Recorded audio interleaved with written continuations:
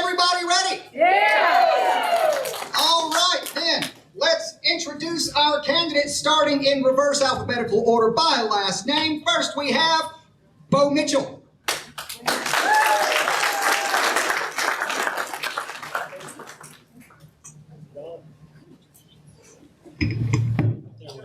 Hey, good afternoon, everyone. How's everyone doing today? Great. Well, I kind of feel a little advantage to my opponents. My wife and I, when we first got married, we lived right behind the Roxy over there. So this, we're kind of used to coming here and being here in Dickson, growing up in Charlotte. So, my name is Bo Mitchell. I'm from Charlotte, Tennessee. Graduated Dickson County High School in 1988. After that, I went on to David Lipscomb University, where my senior year I worked for a gentleman named Bill Clinton. After working in that presidential race, I went to work for a state senator who represented Dickson County and 7 other rural counties, 7 of them being in this Congressional District now, State Senator Pete Springer. Worked for him for almost a decade, and after that went on to work for the Clarksville Chamber of Commerce as Government and Military Affairs Director for a few years. Bill Bredesen picked me up then and wanted me to work on his campaigns, so I worked for Governor Bredesen on and off throughout both of his administrations. After that, while working for Governor Bredesen, I ran for the Metro Council in 2007. Spent 8 years on the Metro Council, and in the middle of my second term, ran for the State House. Been in the State House since 2012. My first race in the State House, I had in 2012, President Obama was running for re-election. I was on the ticket. President Obama lost my district that year in a gerrymandered district by 21 percentage points. I won my district by 1/10 of 1 percentage point that year, a little over 200 votes. After that, I was the prime target for the Republicans for the next 2 cycles. So I'm used to running in tough races with the odds against me, and I look forward to this general election and turning this seat blue. Thank y'all so much.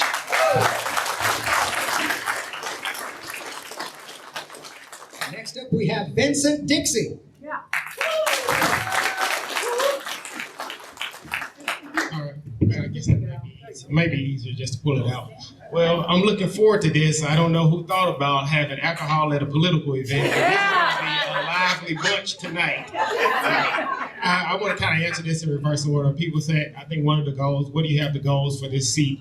Mine is it's simple. Just bring some sanity and common sense back to the leadership of Congressional District 7. That's all we need to do right now. Again, my name is Representative Vincent Dixie. I'm from Chattanooga, Tennessee, actually, and then I moved to Nashville when I was 9 years old, went to public high school there, Hunters Lane, went to Tennessee State. Actually, I went to Dillard University in New Orleans, and I had so much fun, and I partied my way back to Tennessee State. So I crammed a lot of fun into it was a little bit more than 4 years, so but we did it. And so I've been married. Actually, I met my wife when we were 12 years old in the 7th grade, but we never dated or anything until we got to college.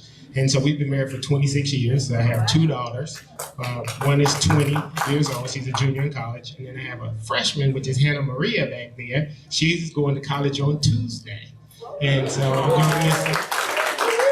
But I think it's important. That's why it's important for her to come, because I wanted to see and get younger people involved in what we're doing here, because they're our future. And we need younger people to get energized about this and to really get involved and educate themselves and mobilize and get out to vote, because they are the ones that the decisions that we make directly impact them. We understand that right now life is just getting more expensive for everyone. We're paying more for food, paying more for housing, we're paying more for healthcare, everything. But no one in Washington is really fighting for the everyday person right now. And that's what I want to change. I want to fight for us.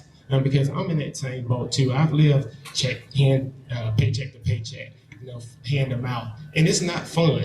It's expensive being poor. Everything costs more. So I would like to ask you to remember my name. You should never forget that name, Vincent Dixie. Dixie is a name that you can trust in the South. Well, thank you so much, and I appreciate you being here.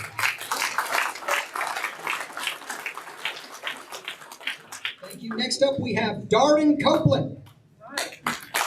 Good afternoon. Can you hear me?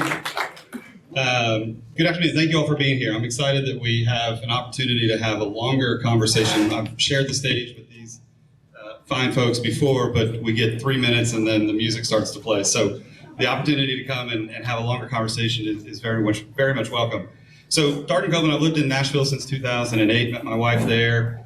2 kids later, it's home. It's our forever home. I just came from my daughter's soccer game. I signed up to coach before Mark Green stepped aside, and so I'm honoring that commitment to continue coaching. So apologize for the casual shoes here. Had an early start this morning at Tomato Festival and a few other events, so I feel bad for Aftyn, who has to sit next to me because I might not smell that great. But I'm a lifelong Democrat. I'm 47 years old. I've never run for office before.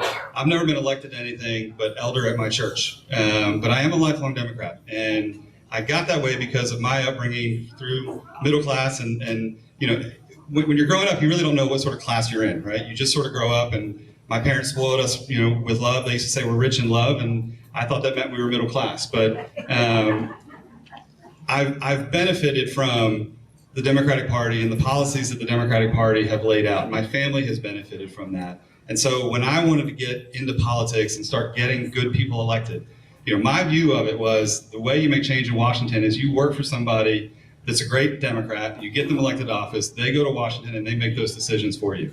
And I think by and large, the folks that I've worked for have done that.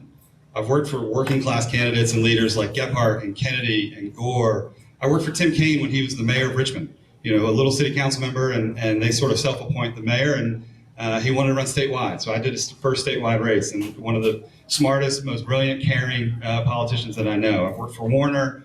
I worked for Lieberman. Don't hold that one against me. I worked for Edwards and Kerry. And after we lost the White House in 2004, I thought, you know, can it get any worse? Right? And I think now we have our answer. It has absolutely gotten worse. You know, remember when we thought George W. Bush was the worst that we could do? And now look how bad it is. And so when, fast forward, I built a public affairs firm. I'm sure we'll get into that, some of the work that we've done and the results I've gotten. I've won tough votes, tough elections. I've won tough projects in tough communities. And I want to take that experience of winning in this seat. I think we have a math problem here. And I think it's going to take a different kind of Democrat to win this time around. If we don't, we might have 2 Ogles representing the middle district of Tennessee if we're not careful. And so I watched the big bad bill pass, and I said, I've got to do something about it. I can complain about it and be paralyzed at home and doom scroll, or I can jump in and I can run. And so here I am. I'd appreciate the opportunity to let you all learn more about me. Thanks for being here. And last here on the stage, we have Aftyn Behn. All right, who's excited? This is so fun, right? Democratic politicking at its best. And I have my emotional support binder up here, like Leslie Knope, so thank you. So I'm Representative Aftyn Behn, and I'm running for Congress in the Tennessee's 7th Congressional District, because you all deserve better than another politician who cashes in while we're all left with crumbs. I'm not a career politician. I'm a social worker turned community organizer turned legislator, and for the last decade, I have been standing shoulder to shoulder with the movement to take Tennessee back from the extremists. From organizing the anti-Trump rallies in Nashville to standing with the Houston County to raise awareness about their community hospital closing, I've spent every waking minute fighting for our communities.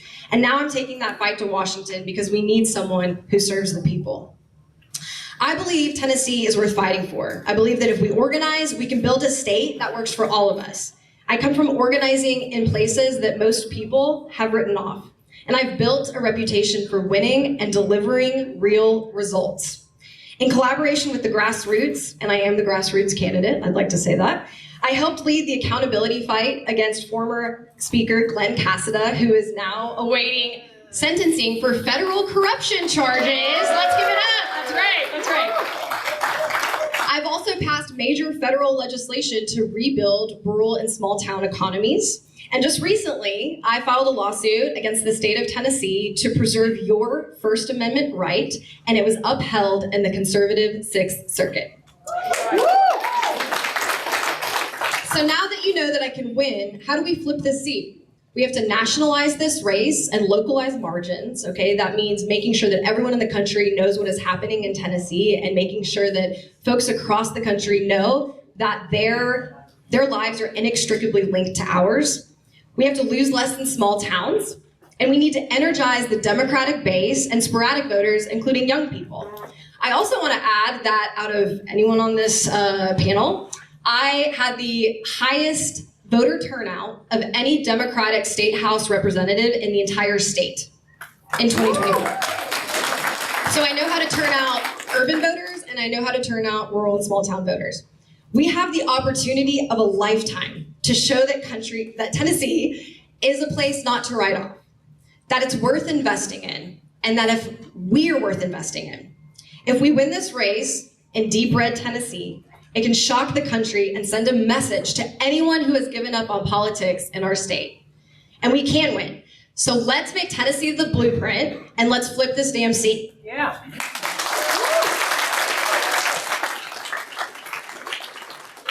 All right, thank you. We'll now move on to the question and answer period of the town hall here. So, what do you see as the most pressing issue facing District 7, and how would you address it in Congress? Beginning with Vincent Dixie, you have 2 minutes. Thank you. I think the most pressing issue right now is affordability, is what I talked about. Right now, life is really, truly getting more expensive. We can't afford a lot of the daily things that we normally get just for our housing. So it's important for me that we go there, that we raise the minimum wage, because right now people don't have a living wage right now. You just can't, right now you can't, can you hear me now in the back? Yeah, right now it's just hard for people to have a living wage to buy the basic needs that they have. Right now we're fighting over a lot of things that is not actually helping people's lives. We're fighting over potties instead of fighting over to make sure that people can afford groceries. Most people that live in Nashville can't even afford to live in Nashville. And that was seeping out into rural counties. And we have to make sure that everyone should be able to go to work, pay their bills, and have a little bit left over for savings or a vacation or to do whatever. But right now, people are they're just making enough, just enough to cover their expenses. And sometimes they don't even have enough to do that. So I think that the first thing I would do is to try to make sure that the tax is rebalanced, and so that the regressive tax is not really impacting our lower income and middle class, and not give all these tax breaks to the billionaires who didn't ask for these tax breaks, and they're benefiting from the hard work that small businessmen, that what we're doing and paying into the economy. Because small business are the lifeline of this economy. So thank you.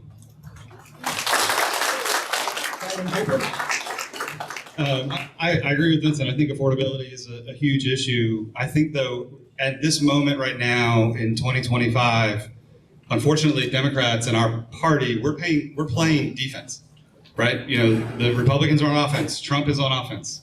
They control the Senate. They control the House. And they're winning these votes by single digits. They're winning by one vote. When the big bad bill passed through the House the first time, it passed 215 to 214. One vote would have made that difference. When the NPR vote and public broadcast, which is now shutting down, when that passed through the House and we kicked it over, the House kicked it over to the Senate, said, hey, we're fine with it as it is, cut whatever you want. It passed by 2 votes. Unfortunately, 4 Democrats didn't show up to vote. Now, one evidently may have had a medical issue, but we had Democrats not showing up. And so we have an opportunity in 2025, in December the 3rd, or December the 2nd, where we can actually pick up another seat, right? When the big bad bill passed through at the final time, they're winning by 2 and 3 votes. We have to pick that up, or else we're going to continue to lose more. And there are more and more rescission bills, and rescission is a fancy word for they're cutting back the stuff that they've already allocated to places like NPR, and Republicans want to do more. So they're going to keep cutting. And so, you know, they'll sell off the Smithsonian and the contents of it if they have to. to underwrite billionaires and more tax breaks. So right now we're playing defense, and I think the issue at hand when you go to cast your ballot is, who can we send up there that can win this seat and hold the line on Trump until we get to the midterms? I think we win the midterms in 2026, but we've got a year where we've got to hold serve on this and continue to play defense so that we don't get more cut. That's what's facing this seat, this representative, for the next 12 months. Aftyn Behn.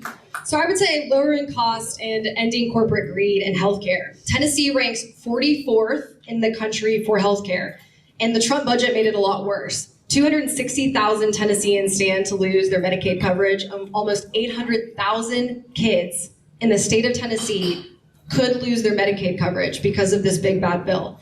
It jacked up rates in our ACA marketplace by almost 40%. And just recently, a guy named Stephen from Kingston Springs here. No, he emailed my legislative email and said he went in for to get his flu shot at the local drugstore, and Medicare has stopped paying for flu shots, which is wild.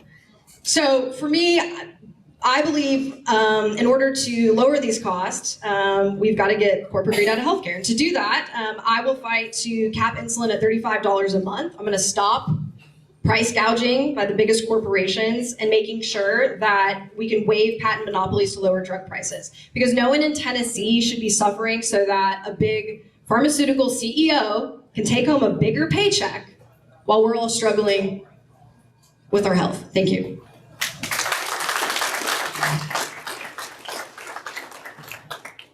In the realm of education, what do you believe is the biggest threat to public education? I'm sorry. I crossed you off as I was reading your name. Bo. Hey, thank you so much.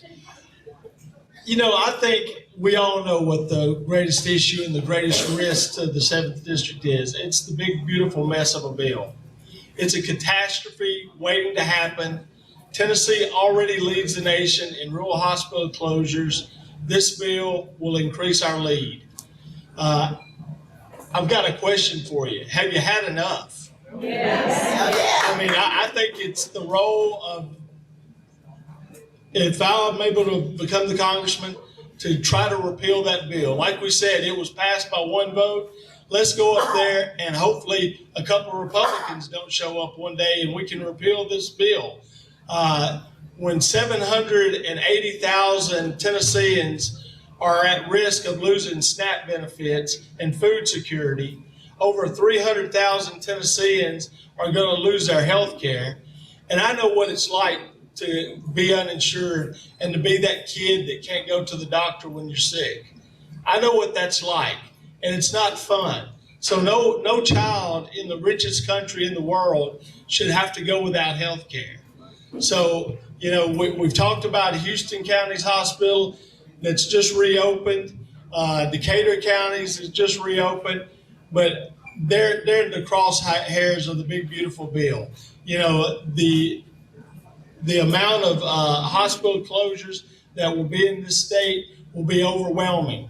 It will be the major cities that have health care facilities, and people in towns like Dickson or in other small towns are going to have to travel an hour or more to get the health care they need. And that's not right, and that's why I'm planning on trying to repeal that bill. Thank y'all so much. I'll tell you what, I absolutely love democratic unity, even when it's aimed at correcting my mistake. I apologize again for that. In the area of education, what do you believe is the biggest threat to public education in District 7, and what will you do in Congress about it? Starting with Darden Copeland. 2 minutes. So the Department of Education is under attack. I think the DOGE cuts, they've already cut 46% of the jobs at the DOE. And I think that we've got Republicans running on the other side of this that want to eliminate the department completely. And not only does that hurt the funding that comes into Tennessee, that's also the thing that underwrites student loans for folks that are going to college and that go to community college and four-year universities and everywhere in between. So When that starts to come under attack, as it is now, we have to stop the bleeding. We have to restore the funding at the DOE and make sure that those dollars are coming in to the state here. It was only last week, I think, that the administration released hundreds of millions of dollars into this district that was put on hold. And so we've got folks going back to school this week and next week, or this past week and this coming week, where we didn't know if we had the funding. And that's no way for a teacher or a school board or administration to be able to govern. So we have to have a level hand in Washington, and we can't play politics with the thing that is most fundamental. Because we talk about education, and education is the great unifier. It's going to elevate folks that need it. And so if we start cutting the Department of Education, that's a slippery slope towards privatization. We've seen that in Nashville. We saw that in the legislature this year. We're giving away tax dollars to private schools. And let's not pretend that folks in Washington and Republicans and billionaires aren't thinking about the same thing. We had, I think it was one of Trump's administrative folks said, we're on a slippery slope to privatizing Social Security. They're going to do the same thing with education. So we have to stop the bleeding in the next year, and we have to protect DOE.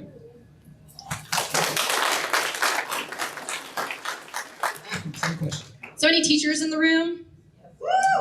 Paying teachers what they deserve. Tennessee ranks 38th in the nation for teacher pay, $13,000 less than the national average. We're the second worst in the South for insurance costs, and we're dead last for retirement benefits. So if I'm elected to Congress, I plan to pass the American Teacher Act to raise the wage and restore dignity to one of the best professions we have available in this country. Thank you.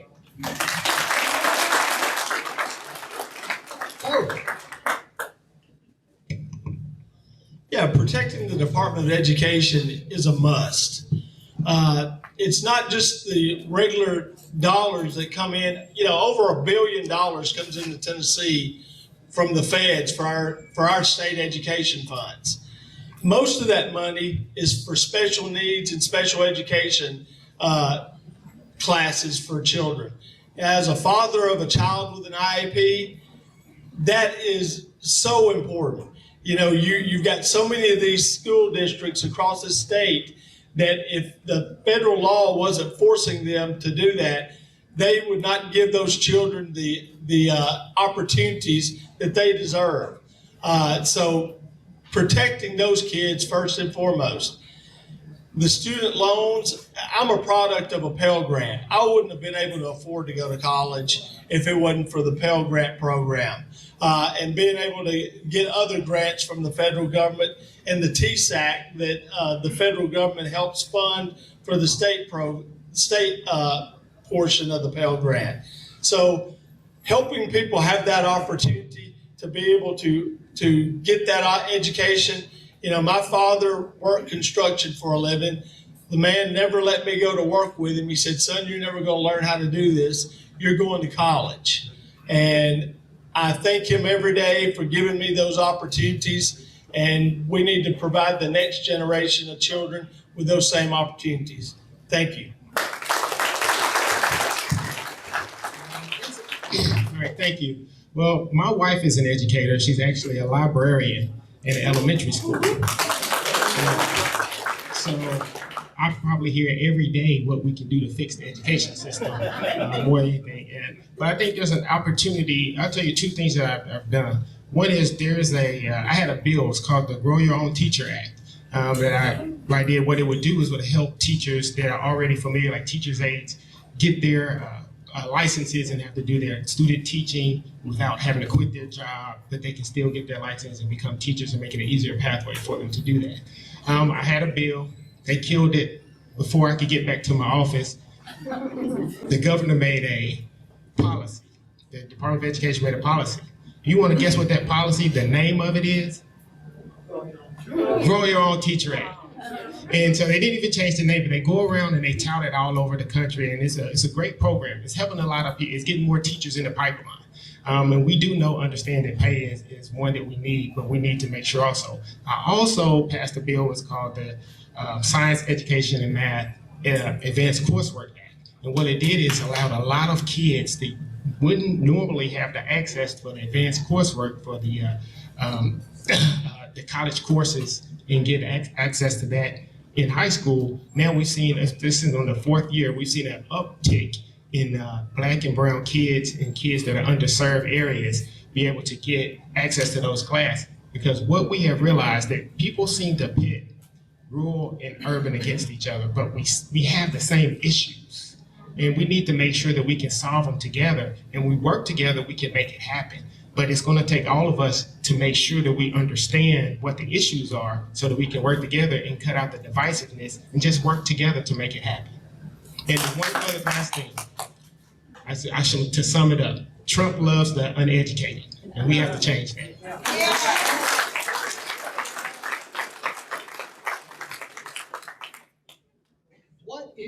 What is your stance on organized labor, and how do you plan to support workers across District 7?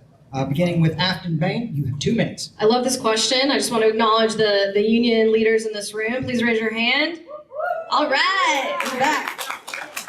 So here are my policies. 1, we need better wages today and union jobs for tomorrow. Tennessee workers earn $8,000 less on average than the national median wage. And it's not because we work less. It's because the system is rigged against us. We also need a workers' first economy.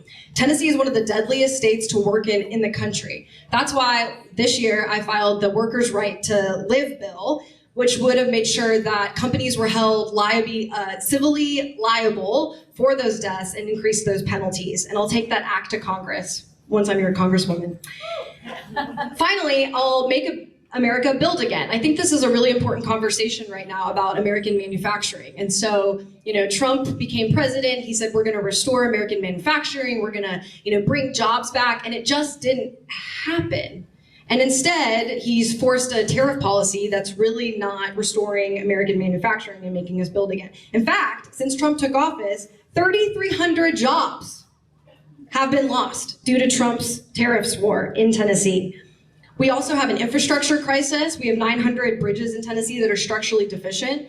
We need to make sure that our trade unions are involved in big projects in Tennessee, prioritizing union jobs in those contracts. And we need to put Tennesseans to work to rebuild our infrastructure, to rebuild our bridges, to rebuild our roads with union pay, local hiring, and dignity on the job. Thank you.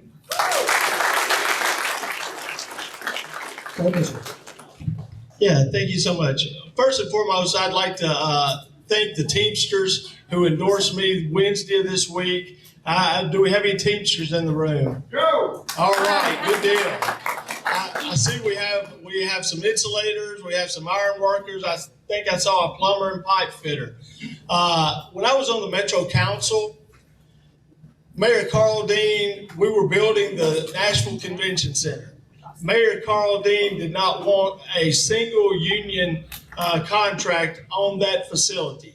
He was doing everything he could to block the unions from helping out build that facility. So some people who are even in here in the room came to me, and I went and I proposed a piece of legislation that would make all contracts with Metro be union contracts. Mayor Dean knew I had the votes to pass that, so all of a sudden he wanted to meet with me in his office.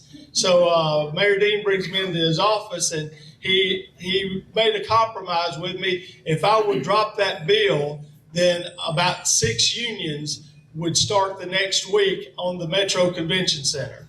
Well, they started the next week, and the part of the convention center that was union labor came in under budget and on time. The part of the convention center that was non-union labor was over budget and late. So, I mean, bottom line, union folks get the job done, and we need to stand behind them. And I tell people all the time, if it wasn't for unions, I wouldn't have ever been elected. They've always stood behind me, and I'll always stand behind them. Thank you. Vincent Dixie. Stop cutting the microphone off. Thank you. So I'm a product of a union family. My mother was a member of the CWA, the Communications Workers of America, and I've seen a lot of things, probably some things that I probably wasn't supposed to see in words. I learned some words that I wasn't supposed to learn when they went on strike. But when they did go on strike, I learned what a union family really means. They stick together, they take care of each other. And that's what we have to continue to do, is still take care of the people who are in the unions. I think that we have to build a bridge. They've taken those trades, they've taken the trades out of the high school.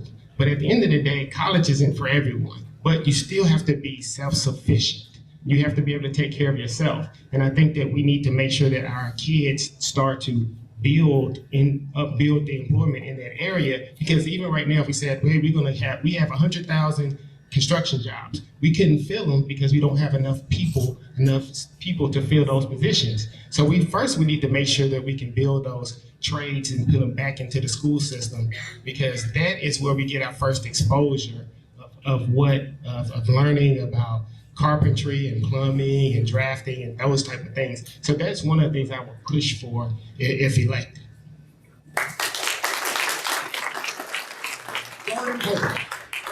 The trouble with going last is some of the best answers have already been given. I agree with Aftyn on tariffs. I think tariffs are killing the middle class and the working class and what's going on right now in Washington. I also agree with Vincent on vocational education and vocational schools. We've sort of lost our way. I think Democrats are sometimes to blame. We can be a little elitist and we don't focus on vocational education, job training in our schools and for folks that don't go off to college. So we need to get back to that.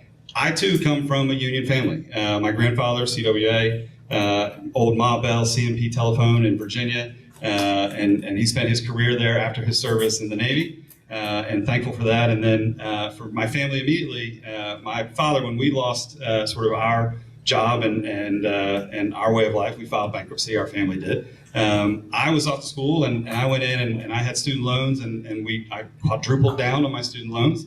And that got me through. That was sort of my safety net.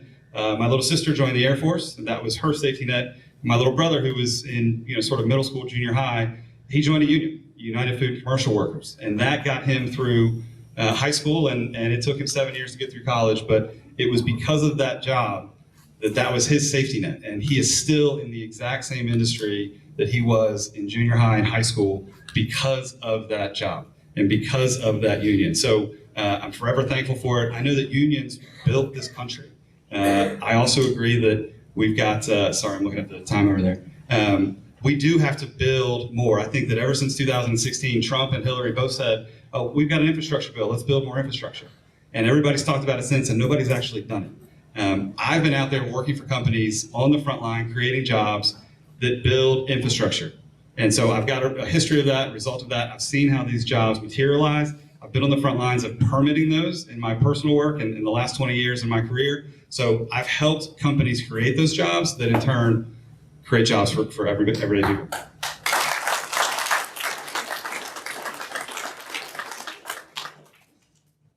What is your view on members of Congress engaging in stock trading? Starting with Bo Mitchell. It needs to be illegal. It needs to be stopped. We see what it's done. You see Mark Green cashed in. It's just totally unethical.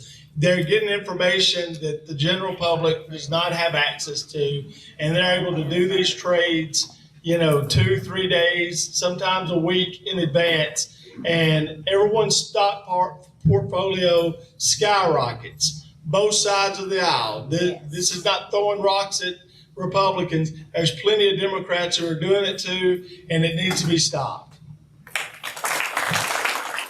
Vincent Dixie. Thank you. Appreciate you leaving the mic on this time. I think this is probably going to hit. You're going to be preaching from the choir up here. I think we all agree that it's unethical, it's illegal, and the practice should be stopped. It's insider trading at best. If we all don't have the information, then no one should be able to do it. I think that it's an opportunity that we can stop that. Once we get there, we can advocate for that. And it's just us. It's unfortunate that people use these positions to enrich themselves. I think we all start in these positions because we want to help people. In some kind of way, we get lost through that. Traveling to this position, we start to aspire for higher positions, we want more wealth, or people just get used to you calling, yes, representative, yes, sir, and we get to think that we have some perceived power that we really don't. And so this is an opportunity for us to try to level the playing field, and that's why I love coming to places like this and talking to people who can vote, because this is what grounds you. This is what keeps you close to the people. Because sometimes when you don't meet with the people, you just get farther away from them and you forget who you represent. And I want to make sure that we never forget that.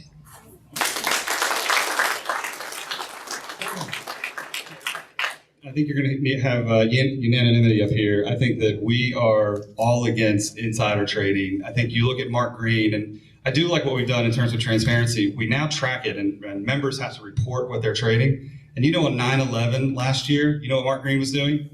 Making $50,000 stock trades on 9/11. And that worked for him, and he is cashing out. But it is both parties. We've got one member of Congress, she made $100 million last year, insider trading. Her portfolio outperformed every hedge fund in America. Everybody on Wall Street, she had a 60% return. I don't know if you checked your 401ks and what your 401k did last year, but Nancy Pelosi's returned 60%. And we need to call BS on that. Aftyn will say it, I'll just say BS. We have to call it.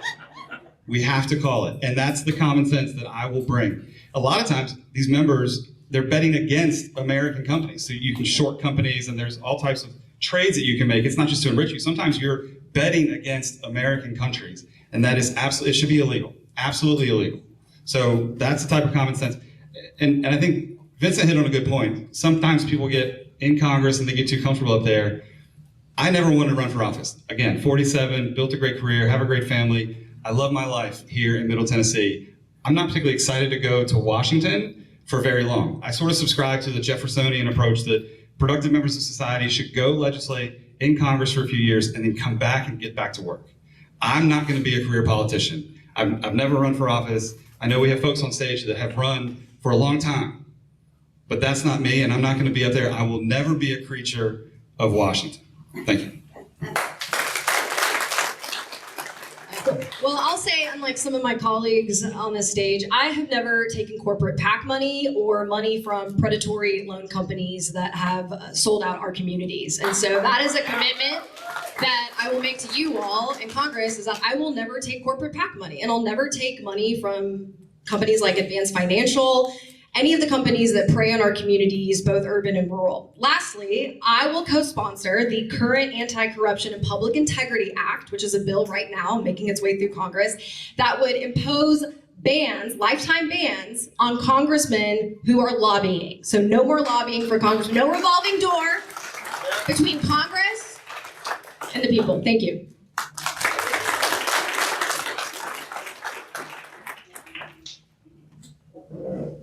Tennessee ranks among the lowest in voter turnout.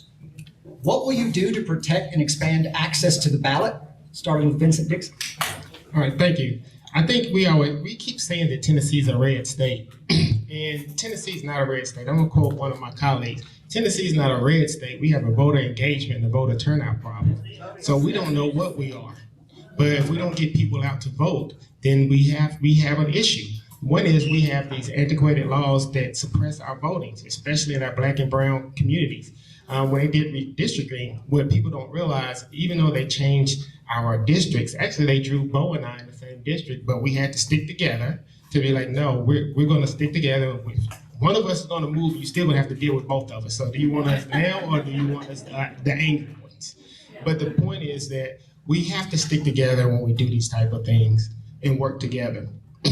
When it comes to some of these laws that they have, they do this purposefully to keep us from doing it. And I was saying when they drew the lines for the redistricting, not only did they change our districts, but they changed our voting precincts. And some people who vote on voting day, when they went to the normal place where they go to vote, it was a totally different. They were maybe 5 miles from where they were going, and a lot of people have transportation issues getting there. So we have to be transparent and really fight for those bills. I think we need to, if people have felonies, and if you have served your sentence, and you've served your time, you've paid your debt to society, you should be able to vote again. Because if not, it's taxation without representation, because you want them to get a job and be a productive member of society, but they're not getting to reap the benefits for it. So that's one of the things that I would work for, that once you serve your sentence, you should definitely be able to vote again. Darden Copeland. This is not necessarily a federal issue, unfortunately. This is a state issue, and that's sort of the reality of it. I think each state makes their own laws on voter registration, when you can request an absentee ballot, who can request it, how many days in advance. And so, unfortunately, it's really difficult to say, as a federal legislator, that this is what change I would do. I'm not going to make that promise. I will promise to sit down with the Republicans in this state and the leadership in this state and try and figure out how we can make gains in these antiquated laws that we have. The administration here likes to say, well, we're 51st in voter turnout and bottom of the barrel and all these other categories, but we're number one in integrity. And that's just lip service. That's lip service. So we've got to figure out how we can work to get that done. And that's something that our legislature has not been able to do. And we've lost ground in the legislature. We're still 1 out of 10 states that has a grocery tax. We're still 1 out of 10 states in the nation that can't expand Medicaid. We're not getting it done in the legislature right now. And that's why I'm stepping up to run, because I want to get results. Now, you partially have me to blame for Mark Goins. Mark Goins is the election commissioner. He works in the Secretary of State's office under Trey Hargett, director of elections. I sent him into retirement. He was a state rep, and he was running for state senate in 2003 against a state county mayor named Tommy Kilby. And the National Democrats sent me down here to move to Wartburg, Tennessee, and go run that race for Tommy. And out of 20,000 votes cast against a sitting state representative, we beat him by 248 votes in a special election on April the 15th, tax day, for a candidate that had never paid his taxes before, Tommy Kilby. God bless him. He became our state senator, and he helped advance Bredesen's agenda. We had the House, we had the governor's mansion, we had the Senate. Democrats in the state have come a long way and fallen a long way, and that's why we're not getting things done in the legislature around issues like groceries and Medicaid and, unfortunately, voting. I can change that, and I can work with Republicans to get it done. Thank you. Darden, I really doubt that the Republicans will come to the table in good faith, as we've all learned in the legislature. But we really need to stop defending a broken democratic system and work to restore it. Not only will I work to restore the Voting Rights Act, but I want to talk about redistricting. The Tennessee Democrats in, 2010 or 2012, lost around 9 to 10 legislative seats because they were caught flat-footed, they weren't organizing, they weren't doing their due diligence to push back, they got lazy, they had a Democratic supermajority, they got lazy, and we have to be focused on 2030. Who's heard that Trump is trying to move the redistricting to mid-10? You heard that? Yeah, right. He wants to remove the status of immigrants within the census. It's a really scary time. So what I would do as your congresswoman, as your next congresswoman, is I would leverage every lever possible to not only support the organizing on the ground that is going to commit to a fair redistricting process, but to start the community organizing that needs to be happening right now. We need to be going out door to door, talking about fair maps, talking about what's going on in Texas, right? Because we have some of the most gerrymandered districts in the country, right? And so that's how I would leverage this position, is I would work to leverage any federal support possible to support the organizing of the civic engagement groups on the ground. Thank you. Hey, thank you. I've fought redistricting twice as being a state representative on the ballot. The first time I ran, as I told you the story earlier, they thought they were going to redistrict a nice little Republican seat in southwest Davidson County. They drew a 55-45 Republican seat that I won. So then this time in redistricting, they thought, well, we'll just take some of those Republican voters and we'll push them over with Green Hills, and we'll have a nice little Republican seat in the border of Davidson County. Well, I got my brother-in-law to run for that seat, and he now sits beside me on the House floor. So But we've got to take them to court. I mean, when we're in the super minority, we don't have anything to do except go to court and fight. You know, Mark Goins, I mean, bless his heart is all I can say. You know, there's not an ethical bone in his body. You know, last year, my opponent on her petition, she forged like 5 names that we proved that she forged. One young man, he was on a boat between San Diego and Hawaii on the USS San Diego battleship, and he supposedly signed my opponent's petition. It's kind of hard. I don't know. But, you know, we've just got to work harder. And I'm glad Mr. Copeland brought up the sales tax on food in Tennessee that we still have. I'm the only candidate up here that has lowered the sales tax on food. During the gas tax debate, I demanded them lower the sales tax on food by 1 cent, or their gas tax was not going anywhere out of the transportation subcommittee I was on. So I've been successful at lowering the sales tax on food.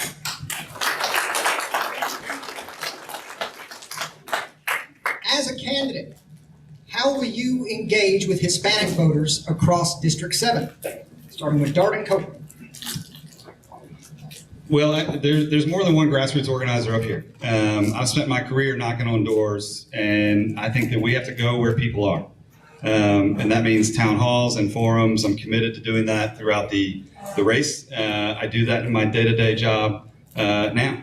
So I think it's a matter of going where people are and having those conversations and listening. And I think that there are too many politicians now, they want to tell you this and tell you this and tell you this, and sometimes we just need to sit back and listen. So I think I would start by listening. With all due respect, Darden, knocking doors for someone who pays you a lot of money to do it for them. So to the highest bidder. But in terms of Hispanic community members, I have a large Hispanic part of my district in Madison. And during the national ICE operation, I went out on to monitor our federal government, our federal government that is overreaching, no transparency, no oversight, and taking my constituents, right? Representative Andy Ogles called for my arrest. The Department of Homeland Security retweeted the video. Someone almost tried to abduct me from Cordell Hall, my office building, and I had to go underground for 3 weeks. And through all of that, I think what became increasingly clear is one, when we were canvassing this district, we were conducting a community needs assessment. We knocked the doors and they said 2 things. One, we don't feel like our representatives are doing enough for us. 2, we are scared of racial profiling, right? So they don't feel like their electeds are doing enough, right? So, okay, well, I stepped up. I also want to flag that I organized a Hispanic town hall a few weeks ago, and guess how many people showed up? 0. Why do you all think that is? Because they're scared. They are still having to do grocery runs with their family. They have a phone tree for groceries. People are still dropping groceries out on their house, on their doorstep. They're not allowed, they're scared to leave their house. Additionally, I think it's really important, it was a lesson learned, and I love a politician that says, hey, I learned something, I was wrong. And I learned that we need to communicate better, especially to diverse constituencies. And so after that, for our campaign, we're gonna be working hopefully with Hispanic media to try to get out the word, making sure that our information is translated. So just know that we deeply care, we see you, we're here for you, and we're gonna, if you elect me to Congress, I promise that I'll do everything in my power to ensure your safety. As we had a comment directed at one of the candidates on stage, Darden Copeland, you get a minute to respond. Aftyn, thank you for the extra minute. Keep it coming. Keep it coming. And I'll clarify. I think Aftyn was sort of saying that in my public affairs work, we go out and we do work on behalf of companies. True story. We also do work on behalf of nonprofits, trade associations. We build things like affordable housing. We fought developers when they try to tear down cultural landscapes like Studio A and other, concert venues and other historic buildings. We step up and we do that. We've done pro bono work for Voices for a Safer Tennessee in the aftermath of the Covenant shooting. I don't politicize that. That's not on my website. We just do it. And so this idea that, I'm a mercenary, work for, I think she said highest bidder, it's not true. We've built 10 gigawatts of solar projects. We go into red and rural communities where projects are going to die at the city council level or the planning board unless somebody stands up and has community meetings and explains what a solar project is. And at the end of the day, then we let the board make their decision, and we're winning these votes by 1 and 2 votes. And so I still sleep very, very good at night. We don't do any work for private prisons or coal, I'm still a Democrat. I've got the stop thing, but I have to keep it coming. Thank you. Back to the original question being, as a candidate, how do you plan on engaging with Hispanic voters across District 7? Bo Mitchell. Yeah, thank you so much. How much courage does it take to attack line cooks and housekeepers? That's what this current administration is doing, putting fear into people, driving vans up on corners, loading people in vans who have masks on, who refuse to identify themselves as federal agents, and taking them off to undisclosed locations. We've got to go into that community, stand up for those people. I remember during the first term of this nutcase, I was so proud of people in Donaldson. ICE followed this family home in this minivan, and they pulled in their driveway, and the ICE vehicle pulled behind them. All of their neighbors walked out and surrounded their car and stood there until ICE left. That's humanity.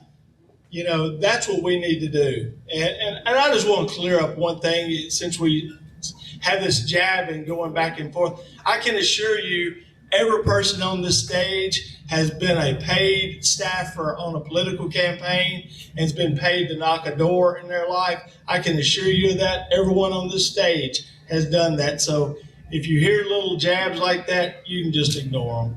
Thank you. Vincent Dixie. Thank you. Wow.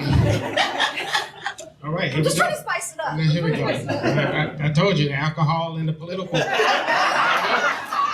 I'm not saying she's been drinking. So. But I want to go back to, as far as I have been working with the Hispanic community for a while. I have 2 of my friends, they're a dentist and a doctor. And we saw there was a need years and years ago of where they were not going to the doctor. There was a disparity in the health incomes, just like it is in the Black community. So what can we do to help that? So they have very successful practices that they're on, but on their off time, after their practices close, they have a clinic that's actually off Nolensville Road in Nashville. Off Nolensville Road. But we able to provide low-cost dentistry and low-cost healthcare for them to help them to get some medications that they normally wouldn't get, because a lot of times the jobs that they're getting, they are paid cash or they're being paid very low wages and they don't have access to insurance. So it's not like I'm just now engaging them in this process. I have been a friend of that community because at the end of the day, as I said from the beginning, it doesn't matter if you're Black, white, any other color you can come in between, brown, but you can't, it doesn't matter. You still have to take care of yourself, and you can't provide for yourself if you're not healthy. And if your health start is very important, and we have to make sure we take care of those. So I have a mechanism of where I'm already engaging with them, and I'm already a friend of that community. We just have to continue to make sure they feel comfortable and safe when it comes out to voting, because we've seen people getting attacked for doing the right thing. And that's unfortunate, and we have to stand up against that, because if we know it's wrong, we have to make sure we call it out and it's wrong, and we have to defend them as if it is ourselves. Because if it's them this time, it's us the next time. Right, exactly.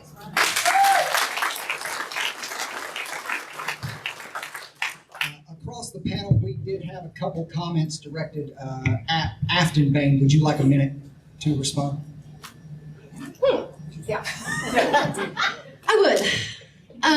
So I'm a social worker, and as part of our practice and our profession and how we're trained is to engage in cultural competency. And so I'm not fluent in Spanish, but I've really tried to ensure that my all of my communication via my legislative office is translated in Spanish. And I will say that it's meeting the community members where they are. And right now they are absolutely terrified, right?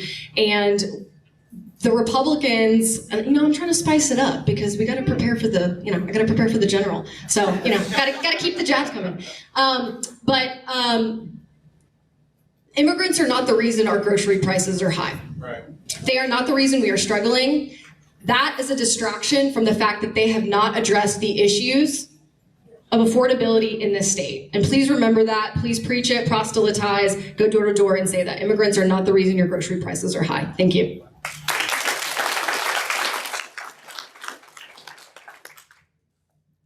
Rural communities in this district face unique challenges. How would you, as a person in Congress, advocate for these communities in Washington? And it starts back with Aftyn. Love a mic. Okay, so this is my bread and butter.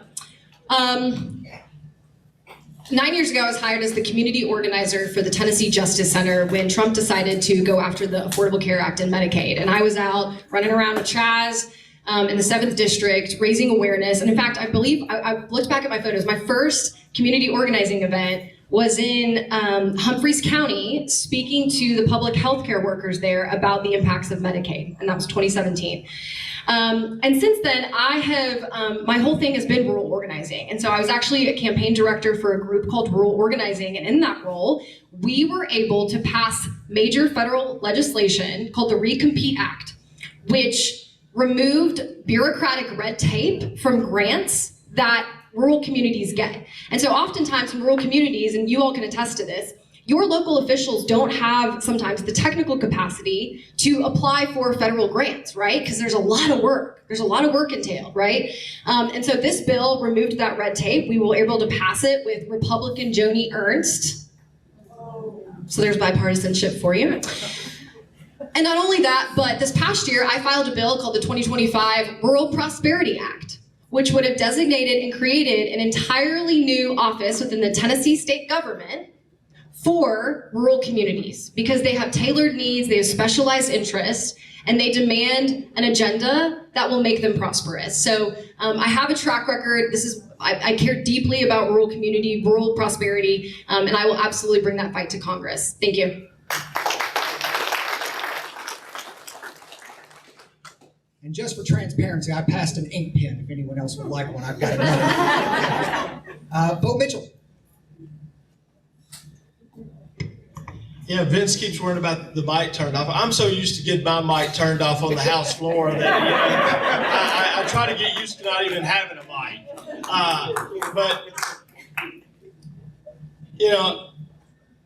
all of us up here are good candidates, but I don't have to talk about, being hired on by an organization to go into the rural areas. I grew up in the rural area. I'm from Charlotte, outside of Charlotte, called Doyle, Tennessee, on Promised Land Road. I know what rural problems and issues are.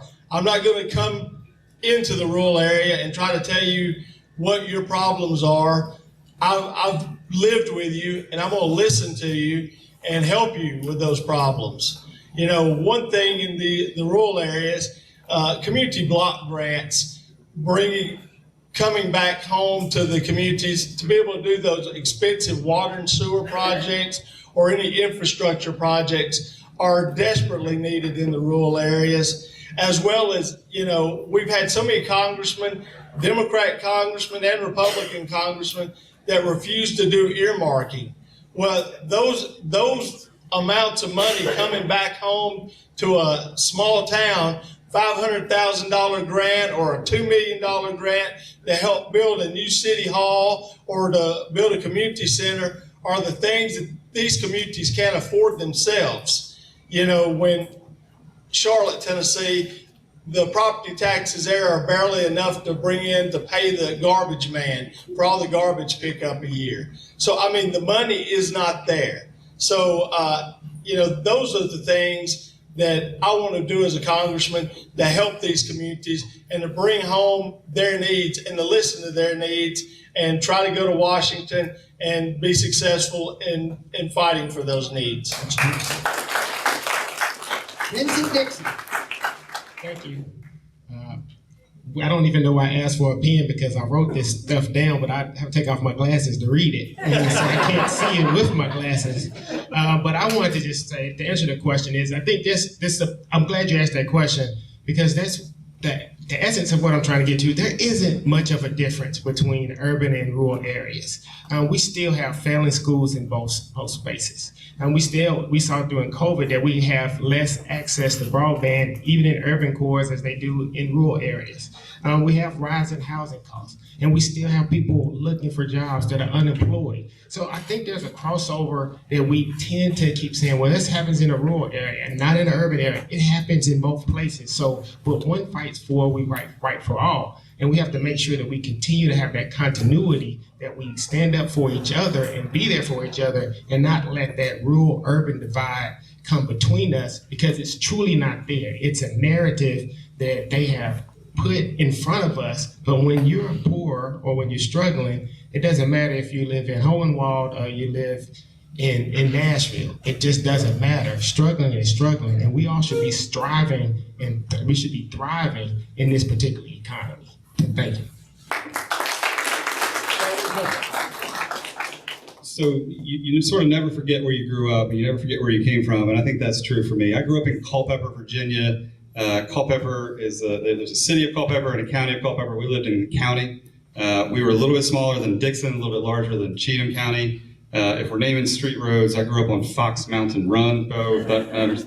I've worked on statewide races all across the country and set up offices in rural communities and truly just never forget where I come from. That's just who I am. Some of the issues that are important in rural communities, because I think there is sometimes a difference between rural and urban. Broadband access, it's just not there in these rural communities. It's not reliable. We have to have more of it. The Department of Agriculture and what's going on in the Trump administration, the cuts, they've probably cut 20,000 jobs right now, and that's impacting folks in these rural communities. That's their way of life. FEMA, if you look at what's going on in Montgomery County and some of the most recent flooding that happened up there, despite Mayor Pitts and others pleading to the administration to get designated for recovery and to have those federal fundings, it just wasn't there. And I don't think that anybody in the legislature, in Congress, went to the Trump administration and fought for it, and we have to do that. We talked about education earlier. I think more focus on vocational training, community colleges, and then also hospitals. We all talk about healthcare, but I've actually been on the ground helping to permit hospitals in rural and red communities that have to go through sort of state siting agencies, regional health boards. Some of you are familiar with the certificate of need process.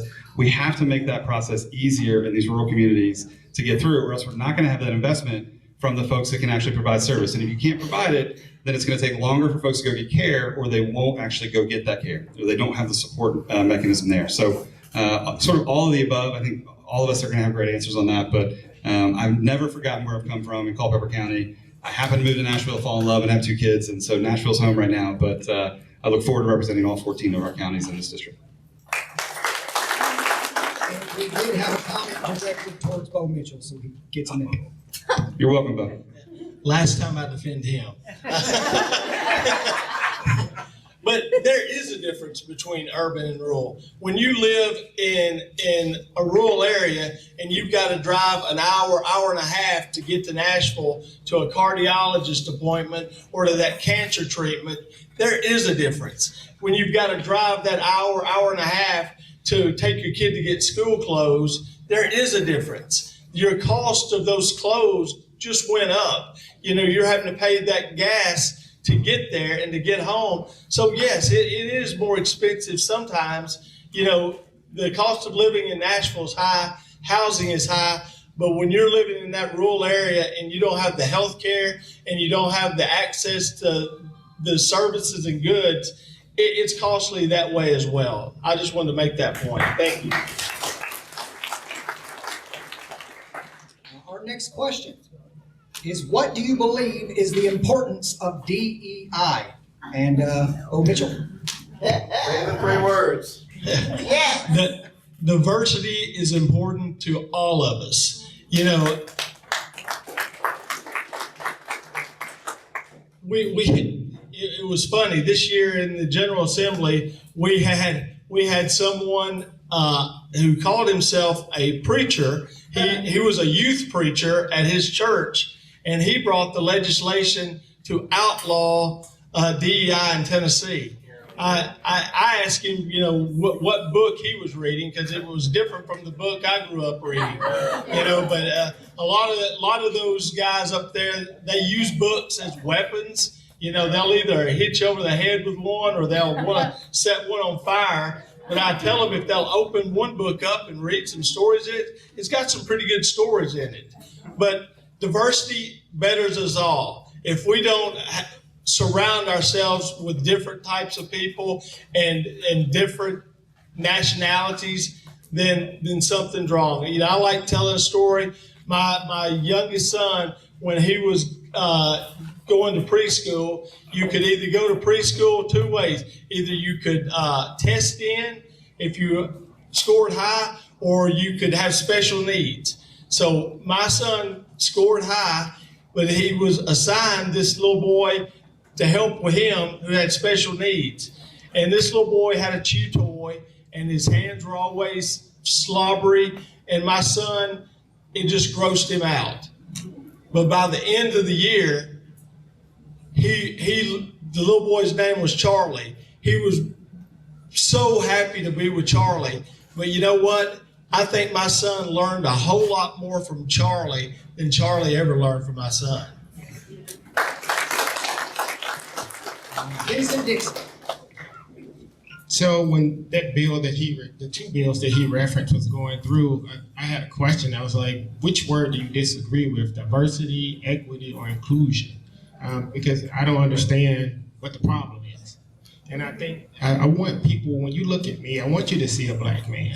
Because I want you to understand that my differences are not, or my experiences are not like yours, but we can appreciate each other's differences. And that's what makes the world better. So when you have a problem and everybody has a homogeneous view of how it should be solved, you don't get to a real answer. So the more ways that you look at a problem, it's better. So I think that we have to make sure that sometimes that's the only way we get opportunities, and especially as a black person or a woman, you don't get those opportunities if they aren't forced to. We wouldn't have those laws if I'm gonna say it, if white men were equitable in what they were doing, because they set these laws and they were forced to give us a seat at the table. So it's important that we make sure that you have that diversity, the equity and inclusion, because that's how we get the best answers and solutions to a problem. So I'm very upset and very angry that they are attacking that and they're turning DEI into a bad word. Again, next year, next session, it'll be another word or some other acronym that they'll come up with that they don't like. It's all for a cultural war to keep us away from each other and working with each other, because we know we're better together, and we have to just make sure that we believe that and we practice that. Thank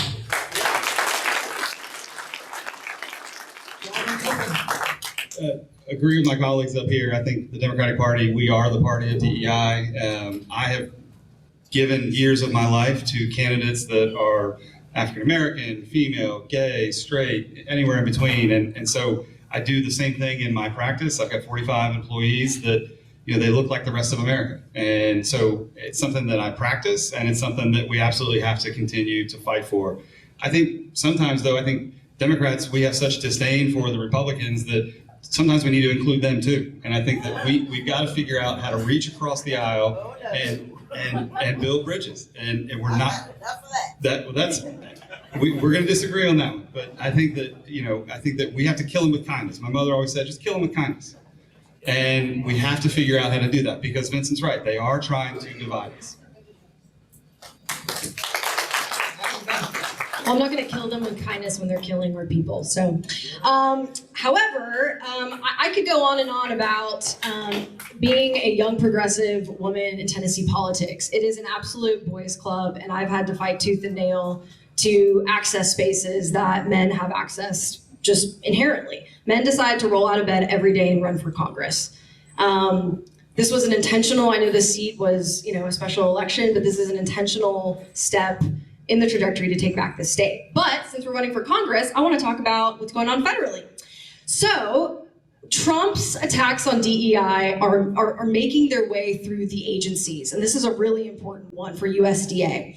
So a few years ago, USDA settled one of the most historic lawsuits ever with black farmers in this country, okay? However, just recently, Trump has leveraged his power because Trump can change the regulations without Congress of these agencies, okay? So this is what he's been doing. He attacks Title VII, which inevitably is how he removed the programs that benefited socially disadvantaged farmers, including black farmers. And so I just wanted to flag that this is now inching its way to Tennessee, right? We have USDA regional offices. These programs benefit Tennesseans, black Tennesseans, Hispanic Tennesseans, female Tennesseans, and Trump is weaponizing, as a distraction, this war to remove the ability for these people to access federal programs and the benefits. So I just want to flag that this is ongoing, and it's going to take someone like me, an organizer with federal acumen, organizing acumen, to understand how to repeal this and move forward once we get him out of office. Thank you.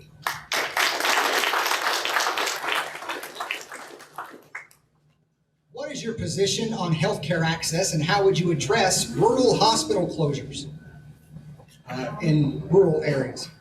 Starting with Vincent Dixie. Thank you. It's almost like you gave me a softball on this one. So actually, I didn't get to say that when we talked about between the urban and rural areas, some of the differences, but what some of the similarities. One of the things is access to health care. Even though I live in Nashville in the urban area, we have a huge deficit, and we have a healthcare desert. Even though I might live in the inner city, it still would take me 30 minutes or 45 minutes to get to a hospital because there's no hospital. So what I have done, I partner with some of the hospitals in our area, HCA and some of the other ones, and I've been able to advocate for them to build standalone, freestanding hospitals. And they've done 2 in the areas in Dickson County that I've worked with personally. And I think that's going to be an issue of what we're going to have to do, because this big, bad, beautiful bill is going to close 9 hospitals here in Congressional District 7. And it's going to be in Tennessee, but it's going to close 1 here in CD 7. And we have to make sure, and that's in conjunction with the 12 or 13 that we've already had closures. So when you close a hospital, you lose jobs. When you lose jobs, you lose your tax base. When you lose your tax base, you can't afford schools, you can't afford fire department, you can't afford the police department. So healthcare is the cornerstone of our economics, especially in our district in rural and urban areas. So we have to make sure that we have access to those areas, and we make sure that we have doctors that are willing to work in those areas and incentivize them coming out of medical school, whether it's reimbursement of their loans or some sort of forgiveness, to make sure they come working here. But they absolutely have to have a facility to come work in. Thank you. So I agree with Vincent. We've got to have more facilities in our rural communities, and we need to look at the certificate of need process. We need to look at why this investment's not being made, and we need to look at incentives for not just doctors, but also companies to set up rural healthcare facilities, and it doesn't need to be a big, huge hospital. We also need to work with our nonprofits and some of the folks that are on the front lines of treating folks day in and day out. The other thing is the big bad bill. We've cut access to folks to Medicaid, 300,000 folks in the state of Tennessee. They're going to lose that, and they didn't do it to lose it right away. They said it's going to go into effect after the midterms in 2026. So they know that the policy stinks and it's going to have repercussions, and so they pushed it out, past the line. The cuts could have been worse here, except we never expanded Medicaid here. We've got TennCare that we failed to expand. So we have to figure out, and I think as your next congressman, I would work with the state legislature, the Republican leadership, whoever the governor may be, and try and figure out how can we expand more coverage. You saw this, you see certain states like Alaska and others that because they have some folks that are sort of moderate, they were getting carve-outs in the big bad bill to allow for healthcare. You've got folks in Missouri that say, hey, I'm going to vote for it, but I'm going to add some extra pork in there to bring home to my district and to my state so that we can have more access and more facilities in these rural communities. We have to have somebody that's willing to go to Washington and do the same thing, because at the end of the day, some folks might be upset if I work across the aisle with a Republican, but if I can build a hospital or prevent a closure or expand Medicaid, then that's going to help everyday people in this district. You might not agree with that. I know Aftyn might not agree with that, but we have to do it. I'm giving you an extra minute, Aftyn. You get a minute to respond. As someone who's been trying to expand Medicaid, and my colleagues can attest to this in the state, I don't think, Darden, that you're going to be able to do it on your own after 15 years of nonstop organizing. But I appreciate the effort. I understand what you're saying. So let's talk about, I want to shift to talk about federally qualified health centers. Who knows what I'm talking about? FQHCs. All right, Jesse does. So these are really important facilities that are the lifeblood of our healthcare infrastructure, especially in rural communities. So Tennessee has over 30 of these operating, around 250 sites. Oh, sorry. Okay, so I was responding to that, but I think I'm next. Okay, so I'll just keep going. He gets a minute to respond. Oh, he gets a minute to respond. I'll cede it back to you after that. Thanks, sorry. We're getting drinks after Now this, you right? start. Okay, great. Now you start. Okay, all right. So this is what's happening with these FQHCs, and I just want to flag for you. So these serve low-income rural residents in Tennessee, and they benefit from Medicaid, Medicare, and the 340B drug pricing program. Okay. Now here's what happened. Trump kept their funding flat. Okay. So he didn't. Well, I get to keep going. Okay. So Trump kept their funding flat, and effectively he didn't increase it at all, right? So that's actually a cut. I also want to flag that these qualified health centers are now favoring applicants with abstinence-focused and faith-based morals. So now this has dripped down to our rural healthcare facilities and how they are processing clients to receive healthcare, okay? Lastly, Trump's administration rolled back telehealth for these federally qualified, and this was a major, exciting innovation for a lot of these FQHCs during COVID, right? Because people couldn't travel. So they improved their programming in terms of the access of telehealth opportunities, and now Trump has rolled that back. And so it's FQHCs, I will ride or die for these facilities because they do serve low-income rural residents. And I think we're going to have to start having really strategic conversations about how the big bad bill is going to cut these programs. And I just want to say we've got 4 or 5 questions left. So thanks for everyone that sat with us. I know it's getting a little hot in here, but I'm done. Thank you. Go Mitchell. Hey, thank you. I'll agree in part with what Dixie said. And I hope he's correct that there's only one hospital that's in jeopardy of closing from the big, bad, beautiful mess. But I kind of think he's probably a little off. We got the hospital in Ashland City, which is now more or less a glorified emergency room. I think it's in jeopardy. The hospital that just reopened in Houston County, I think it's in jeopardy. I think Decatur counties that just recently reopened, it will be in jeopardy as well. And you know, we like to think, you know, Horizon is safe, but I mean, these hospitals are running on 2% and 3% margins, and they cut Medicaid and Medicare by as much as they have. I mean, I don't think any hospital in a rural area is safe.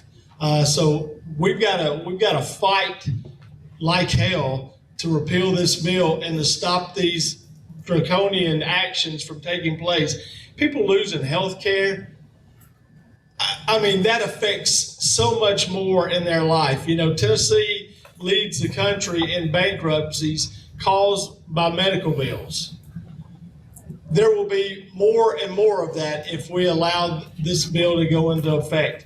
Not only will the $300,000 from the cuts, but Tennessee's budget is going to have a gaping hole in it because they've gotten rid of something called the provider tax.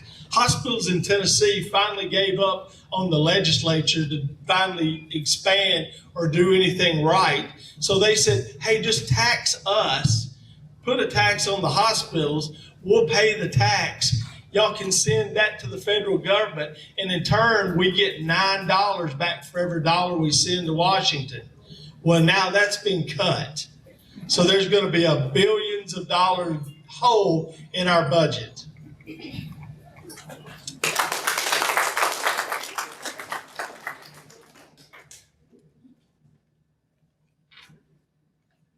Question here. Do you live in District 7? If you do not, how will you learn how to represent this district? Starting with Darden Copeland. I do, and I'll defend Aftyn here because this is directed at her, and that's BS. She doesn't live here. She can still represent this district. I think that's a personal attack. So, yes, I live here. I lived here since 2008. Thanks, Darden. I'll take it easy on you from the rest of the event. Yeah, so this is a question. So, one, I have 12,000 voters that vote in my House district and this congressional district. Many of them asked me to run for this seat when they felt like their elected leaders were not doing enough, okay? I live walking distance from the line in some of the most MAGA, gerrymandered congressional districts in the country, right? And I'm a fighter, right? And I've been at the state legislature, I've been organizing across the state. I have a great track record in this district in terms of my rural organizing for the past 9 years. And I would be honored to serve you all. And I hope that, being in walking distance from a very MAGA gerrymandered congressional line is not the definitive factor why you might not or not vote for me, but very grateful to be part of this race. It's been really enjoyable. Thank you.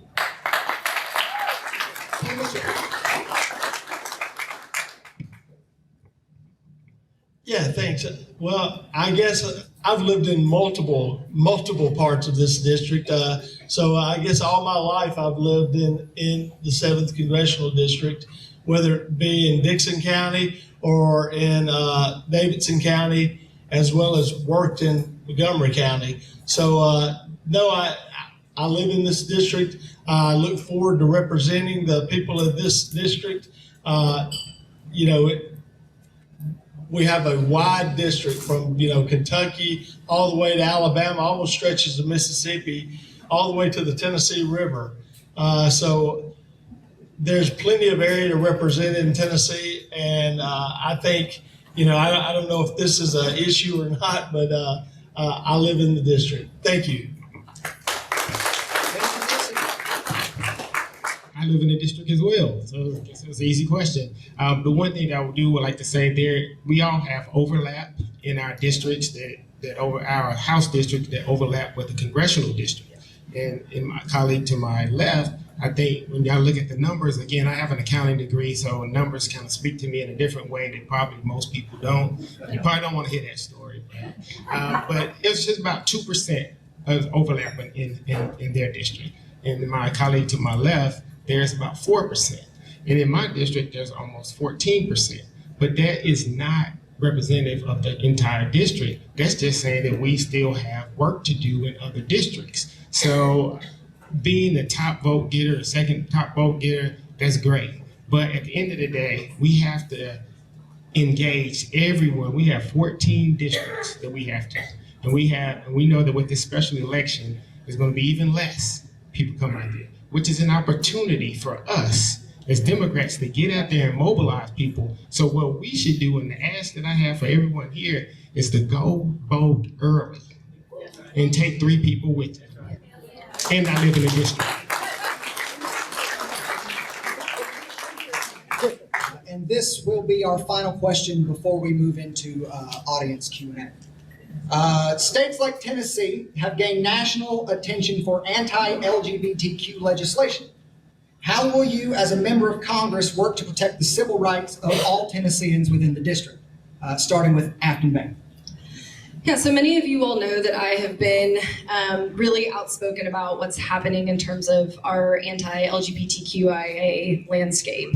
And not only that, but I think I also want to acknowledge that the Democratic Party has had a longstanding difficulty with acknowledging some of these issues. And so that's why this past session I spent a lot of time meeting with some of my fellow Democrats to talk about these issues at hand and how they can improve. But in terms of the state, we're focused on the Republican Party is focused on the wrong 1%. We are focused on the wrong 1%. It is not trans Tennesseans who pay taxes. It is the billionaires and the corporations that are driving this distraction, to drive us away from the real issues, which is affordability, that we can't afford groceries, that we can't afford rent, we can't afford our mortgages, right? And so I have been on the front lines. I have stood up in committee and on the floor fighting what is some of the most anti-LGBTQIA rhetoric and people in the country, right? And not only that, but our unelected activist attorney general, Jonathan Skrmetti, filed a lawsuit with the Supreme Court that undid gender affirming care in this country, right? And it provides much needed health care for our trans kids. And so I've been in this fight. I will take this fight to Congress. I think it's a restoration of a lot of these titles that I just discussed, Title IX, Title X, a lot of these titles which Trump has leveraged and weaponized to reinforce anti-LGBTQIA priorities in his administration. So I've been an outspoken advocate in the Tennessee legislature, and I will absolutely take that fight to Congress as your next Congresswoman.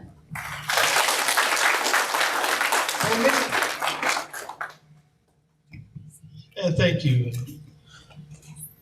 I'm never quiet on the House floor when I see injustice. For several years, they've been bringing these bills, and I'm on the Health Committee.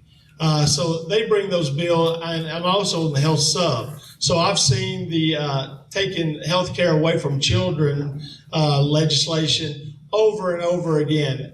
They brought in this one little professional testifier that, you know, I'll sit there with my iPad in the committee, and when they'll bring up these experts in the health committee, you know, usually it's a doctor who's lost their license in multiple states that the Republicans bring up, or this one little professional testifier, she had testified in 14 states on the trans health bill. And, you know, telling her story, you know, and everyone was, you know, the Republicans were sobbing, you know, but I saw she was making about $750,000 being a professional testifier, and she could care less the damage she was doing to children in our state. You know, she could care less if a child committed suicide because of her actions or not. So I've got a history of standing up, from standing up and making sure the Nathan Bedford Forrest bus got removed from the Capitol, to standing up for trans kids. I'll continue to do that in Washington. Thank you. Vincent Dixie. One last time. Couldn't resist, could you? Turn the mic off. No, I'm just joking. Love you, bro. One thing I think we have to realize that, you know, the Democratic Party is supposed to be the big tent party. And we're supposed to love and protect and fight for the least of us. Because as the Bible says, what we do to the least of us is what you do to me. And we have to really take that to heart. And I think this is an opportunity for us to bond together and build a coalition that we have seen in the past, but maybe that relationship has kind of dwindled down in the past. But every session, we see a slate of hate of bills that are just hateful. And we have more transgender bills than we have transgenders in Tennessee. And it's just a cultural war that they know that will divide us and take our attention away and distract us. Because people are still struggling at this moment. Most people still, as I go back to what I said earlier, people want to make sure they have enough food on their table, a roof over their head, enough money to pay their bills, and if they get sick, to go see a doctor. Because whether you're tall, short, fat, skinny, black, white, LGBTQIA, straight, it doesn't matter. You still have to take care of yourself. You need something to eat, and you need to be able to be a productive member of society. So the only way we can do that is if we band together and we work together to change who are in these seats. And as my colleague reminded me, it says we have to move our feet so we can change who's in that seat. That's right. I agree with everything that's been said up here. I think that we have to continue to protect LGBT, the community, the trans community. We have to protect children, and we're the Democratic Party. That's who we are. That's not up for debate. There's certain support mechanisms I think that the Trump administration has cut, whether it be hotlines for suicide and a number of folks that this community is being singled out unfairly, and we have to call them on it. And that's the part that I think we need to go back in and pull some of that back. It's the same thing with DEI. They're trying to divide us. And the issue here is if it affects one community, it affects all of us. And I think that's how we approach it as Democrats, and I would be the same way.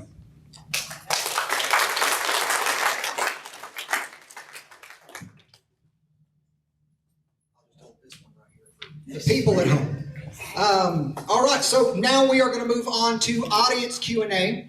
If you have a question that you would like to personally ask, please line up right here down the middle and come over here to Maria Uppelman. She'll hand you the microphone. Please keep your questions to 30 seconds, and again, you'll have the same amount of time to respond. Two minutes. Okay, let's get our thoughts together, and remember we're holding the short rows here, so we can, and they've been up here and they've done a great job answering these questions. I think they want us to, how long have we got this building? We keep buying drinks and food. Okay, so it's the same format. Zach will call on the panel, and you ask a question, and then they'll answer in turn. Okay. Hi, thank you. I'm Craig Matthews from Robertson County. I'd like to know which of you have participated in protests or marches since Inauguration Day, since January 20th, and what role do you believe the Democratic Party has in supporting or sponsoring or providing leadership for protests and marches? Okay, that's my question. Good job. Maria, can you repeat the question so we can all hear it? I was distracted. Can someone repeat the question? Okay. Mic Right on? here, put it up close. Yeah. Okay, the question was, which of you have participated in marches or demonstrations since Inauguration Day? And what role do you believe the Democratic Party has in providing leadership or sponsoring the nationwide demonstrations, 50501, the resistance? And so far, we haven't seen much from the Democratic Party on this issue. And thank you for your service, sir. Yeah, thank you. I guess I've only participated in one of the demonstrations. It was down west end in Nashville, but it's necessary. Our state legislature has tried to make it a felony a lot of times for people to have opposition and raise their voice, which, as John Lewis says, we need to get a little good trouble. And I think the protests, just allowing people to feel safe to come out, join together, and bond together against this administration's needed, very much needed. Totalitarianism is upon us, and either we can sit back and do nothing, or we can step up and raise our voices.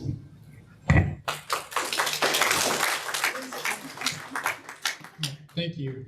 I wouldn't say I've participated in a protest, but I remember when the Proud Boys were marching through downtown Nashville. I think that they led a few people down there to just kind of see what was going on, to make sure people were safe, because it was happening literally across from the legislature. And they were just walking freely, and I think actually the Metro Police Department came out but to protect their rights. And I understand that, because I think everybody's entitled to due process. But at the end of the day, I think that we have to build this coalition, as I keep talking about, because it starts with the people. And I think we're just the messengers, but we have the opportunity to give some structure to the protest. But I think we have to make sure that we understand the issues that we're protesting about, and we don't get people riled up unnecessarily. And when I say that, not unnecessarily, but as we realize that our words have power, and we use that power for good. And when something is wrong, we have spoken up, and we do lead protests, especially in our House. We've walked out, we've led a silent protest in the House, and we walked out in things that we didn't like. And that spilled over outside the courthouse, outside of the legislature. So it's important that we lead by actions and our words. Yeah, so I've been characterized as being a corporate guy and out for the highest bidder, but I've actually got a decent little list here as I think about it. I didn't come in with this list, but the Proud Boys was one where they were walking right past my office in downtown Nashville.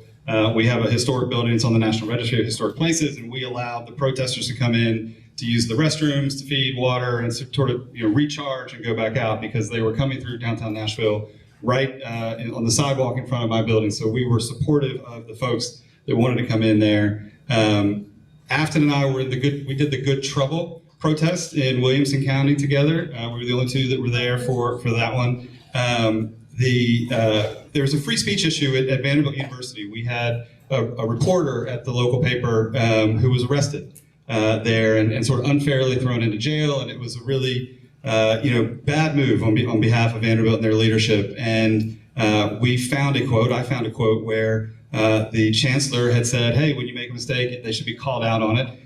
We printed the yard signs that the students used to go and protest over there. Again, I did that not for gratification or to be able to say it up here. That's just sort of who I am. I wanted to be behind the scenes and provide that assistance. The other one, I took my son, he was studying Black History Month. He wanted to go to DC. I wanted to show him the BLM mural in Washington, DC. So in addition to the MLK exhibit and monument, we went and saw the awards for the portraits for Obama. That was what my son said he wanted to go and see. But we also looked at the protest sites up there in Washington, D.C. And then the most important one that I have not necessarily led, but taken a part of and helped organize was the response after the Covenant shooting, where we locked arms from the Capitol to somewhere in Midtown. But one of the little girls that was shot goes to church with me. I'm friends with her parents, and I was at her house after it happened, and it was incredibly just heart-wrenching to see that. So helped put that march together as well.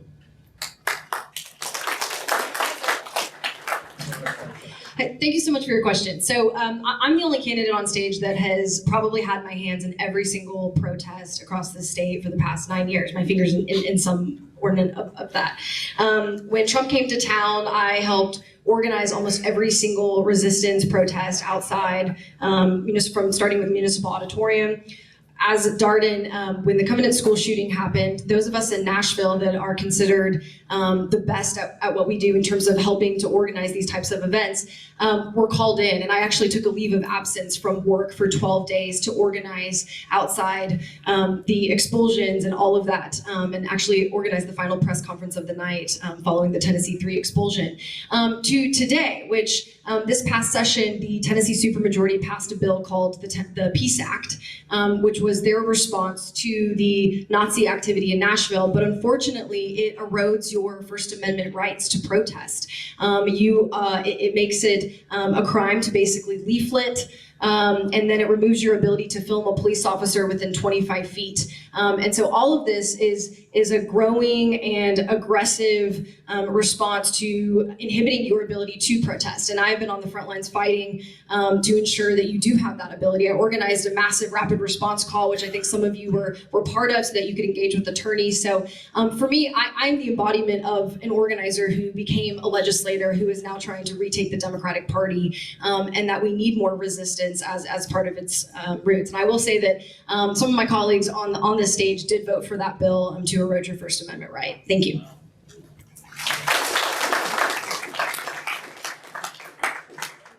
Candidates, because of our line, we're going to shorten your answers to 1 minute.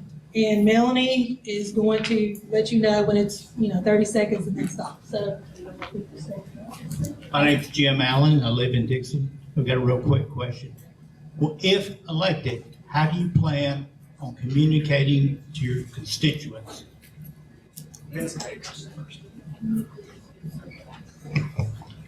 Great question, because it's very important, because if you're not communicating with your constituents, how do you know what the needs are?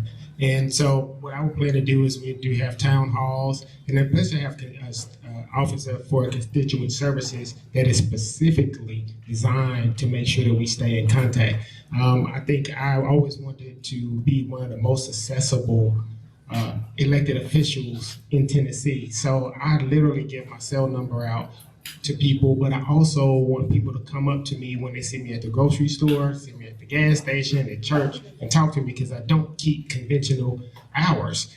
So I think there's an opportunity because a lot of people, some people communicate through social media, but some people you have to actually get out and talk to, and you can't paint a broad stroke with everyone in order to do that. So I think you have to use different mechanisms, whether it's newsletters, social media, town halls, but you have to be proactive, and you can't spend all your time in Washington, and when you're back here, you have to actually come out and meet and touch the people.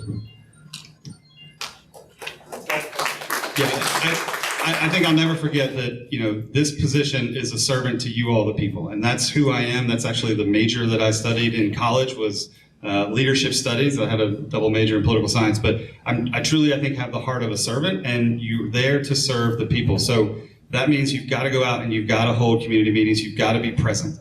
I volunteered my church's youth group, my wife and I, and we did 10 years there before our two kids came along, got older, and one of the things that they gave me when I left, they gave me this plaque and just said present, because they knew that I was always present. I was present in their lives, not just in church or on Sunday night, but in their extracurriculars, and you just have to show up. And that's, I think, my approach to sort of the way I run my business and the way that I've run my life, the way that I run my family. You have to be present. I will be present in all 14 counties if elected to serve. Vincent, I love you. How many town halls have you had this year? Okay, so I've had multiple town halls every month corresponding with my council member of the district. I've had over 8 town halls in my district and last year as well. So this is a muscle that I've built. I really believe in holding town halls routinely, of which I've had. Second is that in order to keep this district, we are going to have the best caseworkers in the state working in this district. When I knocked doors for Justin Canoe in the 7th Congressional District in 30 seconds, okay, never mind. We need the best caseworkers, and 3 is that as a social worker, I've been conducting community needs assessments in my district now to get a sense of what folks want and to get them plugged into the work ahead. And so we've had success running these community needs assessments to get more people engaged and involved. So those are the 3 things. Hire a bunch of good social workers, community needs assessments, and making sure that I have town halls. Okay, Vincent, your name was invoked, so you get 1 minute. Okay, thank you. Correct, I have not had any town halls, but there's not a need for me to go to town halls because every other week I'm at someone's neighborhood community association. This is what I do. I'm in the community. I go to churches, and I don't just go when it's election time. And I do spend time at my church first, like tomorrow I go at 8:30 and then I hit another service. But I go to the neighborhood association meetings because that's where you get to learn what's really going on. And I also, whenever I go to a meeting, I team up with my council person because a lot of people don't understand the differences of what you do on the state level and what you do on the council level. So it's important to have that communication with you there so you're not passing the buck. Say, well, you need to talk to your council person. That way you get a solution when you're there. And I think we get more out of that when we have a collective meeting together.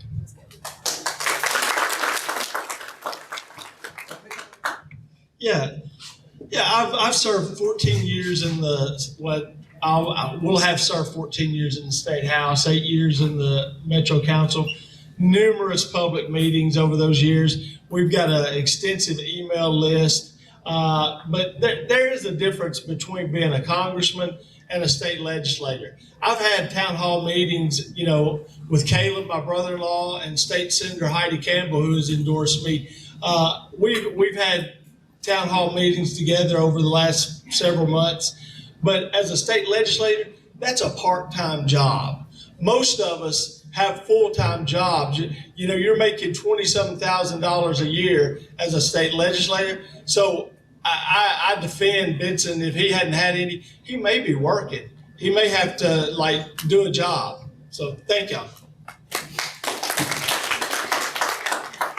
Okay.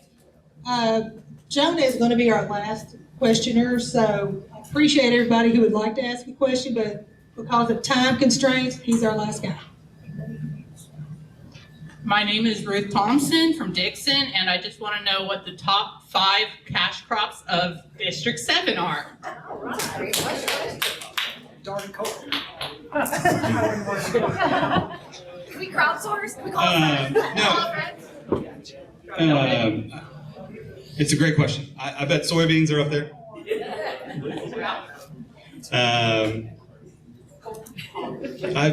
Corn's probably up there.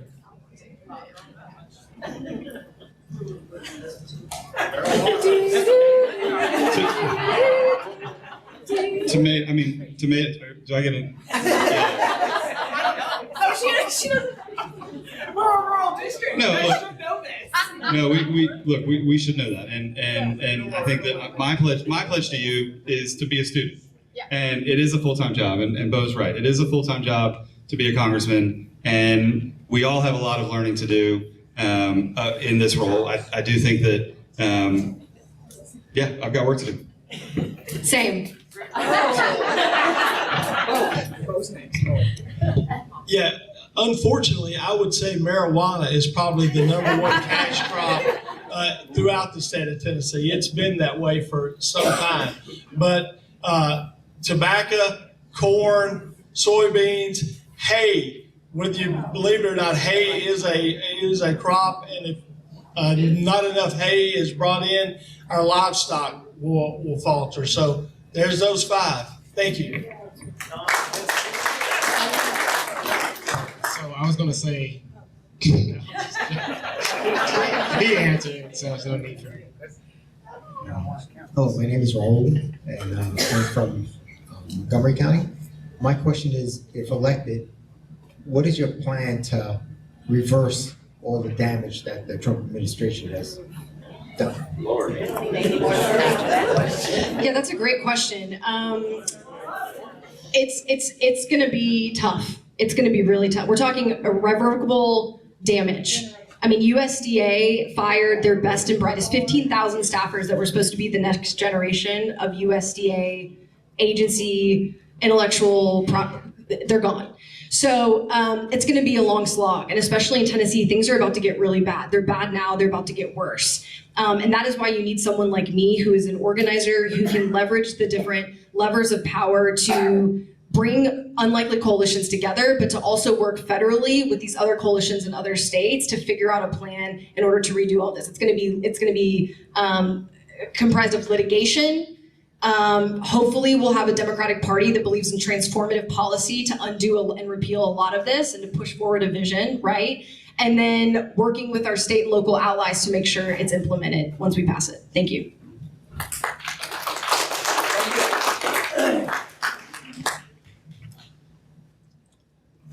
As I said earlier, first and foremost, I think the person who wins this seat, if the numbers remain like they are, you've got to go up there and try to repeal that bill. Bottom line, repeal the bill. U.S. aid, the number of people, that's going to take years to fix and to build up our image and character around the world from the damage that's been done through what Trump has done to U.S. aid. The National Weather Service, I talked with 2 congressmen after the flood in Texas, and both said the layoffs at the National Weather Service and NOAA were directly responsible in part for all those deaths in Texas. So, I mean, the actions of the Trump administration are killing people, and we've got to stand up there and fight against it. Thank you. Well, it's amazing. It's only been a little over 7 months, and we're already talking about the damage that he's done that is causing us and going to continue to cause us harm. And so it's a great question, but I think that what we have to do is we have to work with other states and make sure we get other people elected in those. So that it's the same problem that we have here in Tennessee. We need help in the legislature. We need help in those rooms, and we have to get different butts in those seats in order to help us vote some of this down and change the direction. So we have to make sure that some of those opportunity districts that we have that are across the United States, that we work hard and flip those seats. That's why it's very important that everyone get out and vote early and help flip this seat. And we can do it, but that's going to give them help so we can stop some of these bills. One of the things that we do mainly that we do well is we prevent bad bills from happening. And that is what we have to continue to do, but we can't do it if you don't have help. But in order to have help, you got to invest and go back into these opportunity districts and really get people ready to vote. It's a great question, and I wish that any one of us could absolutely undo the 50 years of generational mistakes and just it's evil what they're doing. And I don't think any one of us can do it alone, and I don't think any one of us can do it on day one. I think we're a little bit of like triage right now, and we have to stop the bleeding. We're losing these votes up there by 1 vote in Congress and 2 votes. And so sending a message and sending the right Democrat that can win the general election. We can't govern if we can't win. And we can't tie the tourniquet if we don't send a Democrat to the seat. If not, we're in danger of having 2 Ogles in Congress from Middle Tennessee, or worse. So we have to win. And that is why I'm running, so that we can win and sort of hold serve until we get to 2026 and then have the midterms. And then when our party has the House, we have real parity. We have a real sense of check and balance. So it's great for all of us to think we're going to change this and sponsor this on day one. It's not going to happen just yet. We have to win.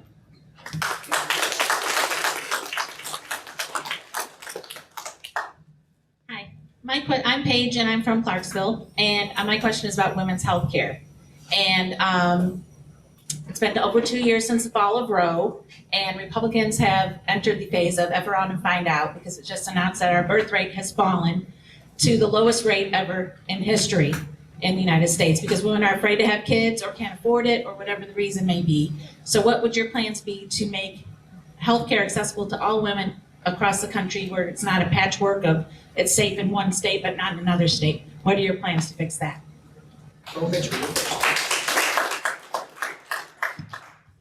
Thank you for that question. As I said earlier, I'm on the health sub and the full health in the state house. So I've been fighting these fights. It's a tragedy that a woman in this state could be forced to carry her rapist bill or baby, or a child could carry some pedophile's incestual assault on her baby. We've got to do something in this state. My family is a little different from other families. We have one child that's adopted. We have another child that's embryo adoption. So we're very familiar with women's health and the lack and fertility issues and things like that. So I'm going to go up there and be a defender for women on day one. Thank you. All right, thank you. Well, I'm a little different, so I think that this is interesting. I am Catholic, and I'm a gun owner, and I actually sit on the board of Catholic Charities. But when they asked me to sit on the board, I said, "You know what I stand for? Are you sure you want me on this board?" And they wanted my voice on there because I have 2 daughters. And I'd be doggone if I let anybody tell them what to do. And I explained to them from the beginning. I explained to them when we started having these issues about abortion rights and reproductive rights. What does it mean to you? Do you think that somebody doesn't even know? You think the government should be able to tell you what to do? So we have to fight to get some of those people in the areas so we can repeal these particular bills that have impacted women's rights, because it's not right. No one should be able to tell someone else what to do with their body. You should have the autonomy to do whatever you want to do, whenever you want to do. That's a personal decision between you, your family, and whatever higher spirit that you believe in. Yeah, I agree with Vincent there. My wife's a nurse practitioner. She's worked in NICU and others. And I've got friends that are at Vanderbilt that say this is draconian. And they see it. I hear about it on the front lines of folks that are in the NICU that are being forced to take a baby to term that has no brain. And so I will never get in the way of a woman's right to choose. And I will do whatever is in my power to change what just happened a couple years ago. Yeah, it is suffocating being a woman in this state. I have chosen not to have children because of the dangers around that and not being able to afford kids. So this question really resonates with me. We have the highest maternal mortality rate in the country. which was released last week. This is a severe and compounded crisis that is gonna, as we've all intimated, it's gonna take decades to undo. But I think most important, having a female in this seat as your next Congresswoman is important to push back against a lot of the rhetoric and legislation at the federal level. Because right now, our federal delegation, all you hear is Marsha Blackburn, right? And we have the opportunity to not only run bills that will enable us to have the reproductive freedom here, but to push back on the narrative that women don't deserve dignity, that we do not deserve bodily autonomy. And honestly, I just want the government out of my bedroom and off of my body. Period.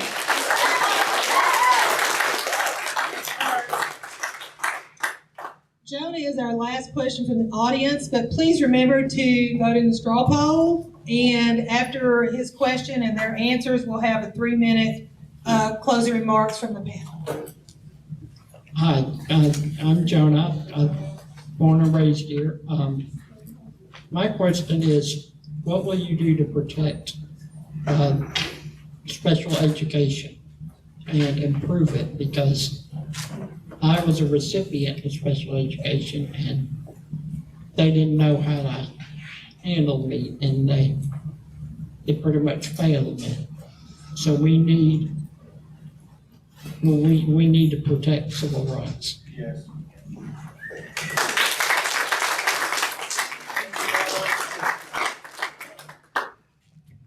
Thank you. And as I stated earlier, my wife, she is an educator, and I'm glad you asked that question. One of her students is blind. So imagine the challenges that a blind child has to overcome in elementary.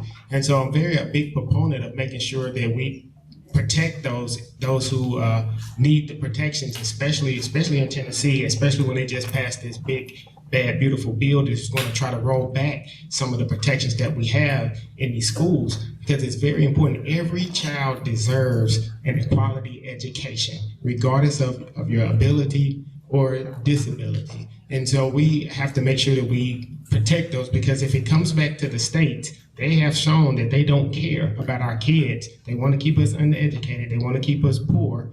And we have to make sure that we give every child the opportunity to survive and thrive in this particular environment. So thank you, and I hope that after you have matriculated through high school that you're doing well and you found the resources that you need to help you continue to grow as a person. Yeah, thank you for the question, and it really, that hits really hard. That hits harder than anything Aftyn has thrown at us. But to hear you say that the system has failed you, because I don't look at you and see you as a failure. You're here, you're participating, you're asking the questions, you seem like a productive member of society, and so thank you for being here. Thank you for asking that question and putting yourself out there. I think we have to stand up for everybody, and we have to look at what the cuts are doing and how we can get them back piece by piece, $1 million by $1 million, and we have to do better by everybody in our community, whether they have a disability, whether they have a learning disability, whether it's a physical disability, and I pledge to do that as your next congressman. Jonah, I just want to laud you because for anyone who doesn't know, Jonah, a true advocate for all of these programs, and if you don't know him, please get to know him after this meeting. He's just an incredible advocate. So Tennessee underfunds special education by over $250 million per year compared to its legal commitment at the federal level. And so as your next Congresswoman, I would fully fund the federal commitment to the Individuals with Disabilities with Education Act. I also want to acknowledge that we have an opportunity in this state to find plaintiffs with regard to vouchers, right? The federal voucher program, because it will discriminate against students with disabilities and their God-given right to obtain an education that is equitable and accessible in our public school system. So I think there's a lot of strategy involved with that, but as your next Congresswoman, I will absolutely fight for students with disabilities to ensure that they have the same access as their counterparts. Yeah, thank you, Jonah. And I too want to apologize as a member of the Tennessee General Assembly. If you were failed in public schools, it's our fault as well. And we fight every day in the General Assembly to try to improve education, especially for special needs students, special education students. As a father of a child with an IEP, I know what it's like to go to that meeting each and every year and sit down with the school administrators on the other side of the table who are always trying to take away accommodations. They want to do less and less each year because the teachers, let's face it, they've got enough in front of them. They're underpaid, overworked, and over paperwork to death by the state already. And then you add the extra work of a special education child in their classroom. But we've got to defend those kids. They're going to make, sorry.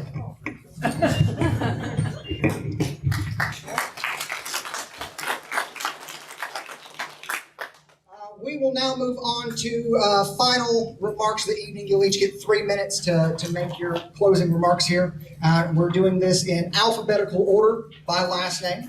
So Aftyn Behn, you are kicking us off. All right, thanks for bearing with us. Give yourselves a round of applause. You survived almost 3 hours. Okay. So you heard a lot from all of us tonight. How we'll flip this seat, how we'll govern, what you can expect from us as your next congressperson. But if you feel like things are working right now, I am not your candidate. If you feel like one candidate will save us all, I am not your candidate. If you think the Democratic establishment did a good job with the power we gave them for the past 20 years, then I'm definitely not your candidate. But I am the candidate that won't just run to hold the seat, but will use it to organize power across this state. The kind of power that we need to take back Tennessee from extremists, the kind of power that rebuilds a new Democratic playbook for how we win in the South, and the candidate who doesn't take money from predatory groups and corporations behind closed doors, but instead organizes people to hold on to our democracy and systems accountable to the people they are meant to serve. Each of you have been part of my story in some way, and if you haven't, I hope you will be, and I know you will. But this is what's at stake. I've had to say goodbye to 12 families that have moved out of my district and out of this state because they don't feel comfortable raising a family here. I've had to hold friends as they've sobbed because they are terrified of getting pregnant and starting a family in Tennessee. I have held back tears listening to many of you describe how our government has chosen profit over your chance to live a meaningful life. And I wouldn't be in this race if I didn't think I was the best candidate to flip this seat and maintain it. Flipping this seat is about bigger than just one of us. It's about sending a signal across the state and this country that Tennessee is worth fighting for. That our neighbors working at Dollar General, barely making rent, moms putting food on the table but can't take a bite, that we're done being sick and tired of crumbs. Our kids deserve full bellies, our communities deserve safe roads and hospitals that aren't closed. And our communities deserve better, not someday, but right now. So we're gonna organize, we're gonna show up, we're gonna get loud, we're gonna vote like our lives depend on it, because they do. If you are not serving the people of this state, you are not welcome at our table. Period. This moment demands more than politics as usual, business as usual. The old playbook got us here. We need to build a new playbook, and we have to do it together. So no more crumbs. Let's flip this table. Let's flip this seat. Who's ready to spire a country? Whose house? Whose house? Thank you. Darden Copeland. Thank you all for being here today and spending 3 hours with us, and look forward to speaking with some of you afterwards as well. We have a math problem in District 7, unfortunately. It's not our doing. We wouldn't choose it this way. The Republicans did this for us 5 years ago.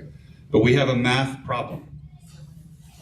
We ran a popular mayor a year ago. She got 38%. We ran a community organizer 2 years before that. She got 38%. That's how this district is drawn.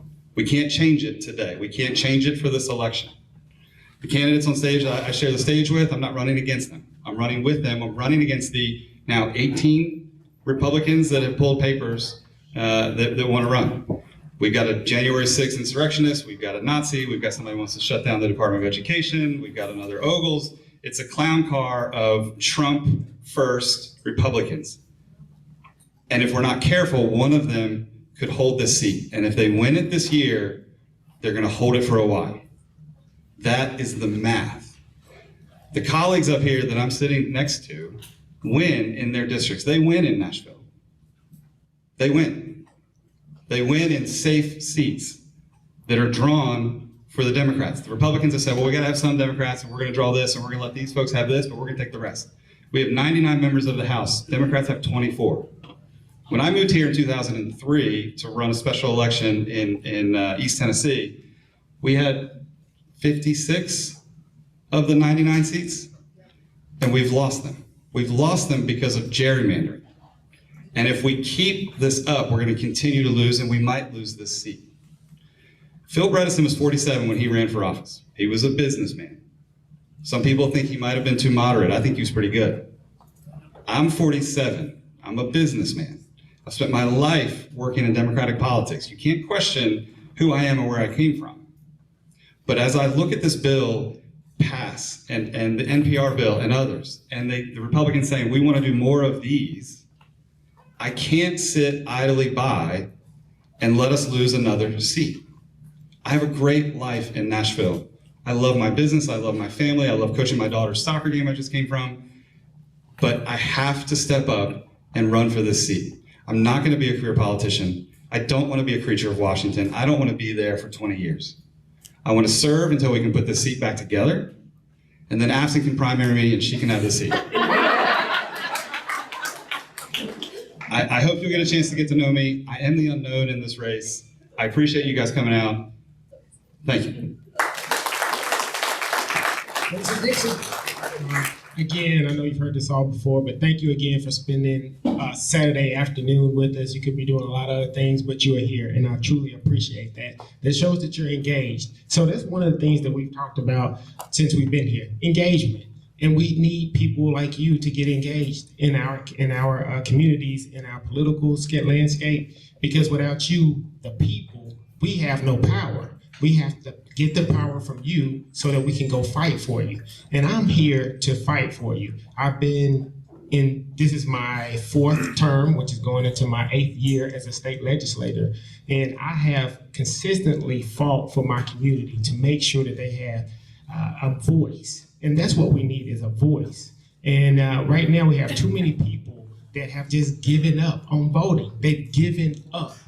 But this special election serves as an opportunity to show that Tennessee matters.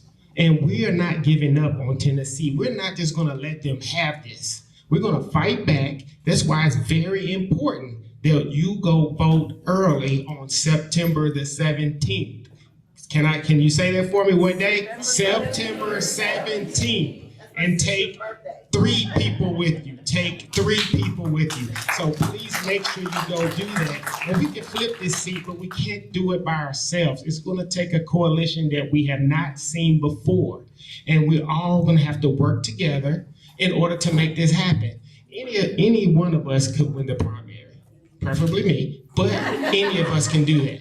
But the point is, we have to work together to get people out and get away from the voter apathy. People truly feel like their vote doesn't matter anymore.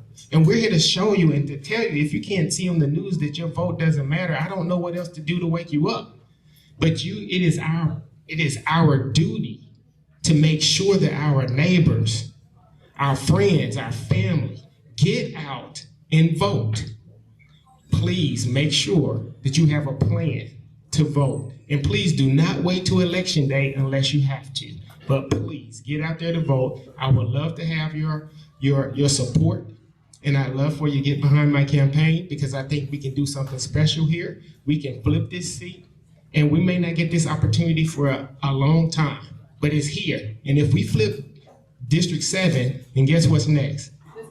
District 5. Let's go, y'all. Thank you.